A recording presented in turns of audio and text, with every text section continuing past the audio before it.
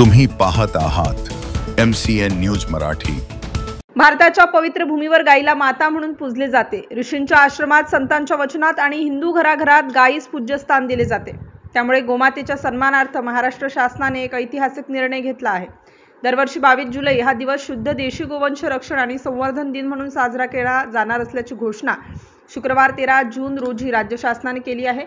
समुद्र मंथनातून प्रकट झालेल्या रत्नांपैकी एक रत्न म्हणजे कामधेनू। देशी गायींना कामधेनू म्हणून संबोधले जाते कारण त्यांच्या दुधाची उपयुक्तता, शेण आणि गोमूत्र यांच्या औषधी व शेतीसाठी असलेले महत्त्व अतुलनीय आहे।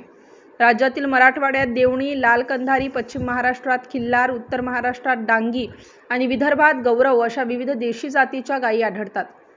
मात्र संकरित गायीच्या तुलनेत कमी उत्पादन क्षमता आणि प्रजनन क्षमता यामुळे देशी गायींची संख्या सातत्याने घटत आहे। यावर उपाय म्हणून उच्च वंशावळीच्या देशी गायींना निर्माण करण्यासाठी त्यांची उत्पादन क्षमता वाढवण्यासाठी देशी गायींचे संगोपन व संवर्धन खूप महत्त्वाचे आहे। देशी गायींचे दूध, शेण तसेच गोमूत्र प्रत्येकामध्ये औषधी गुणधर्म आहेत। रोगप्रतिकारक शक्ती वाढवण्यासाठी गोमूत्र लाभदायी आहे।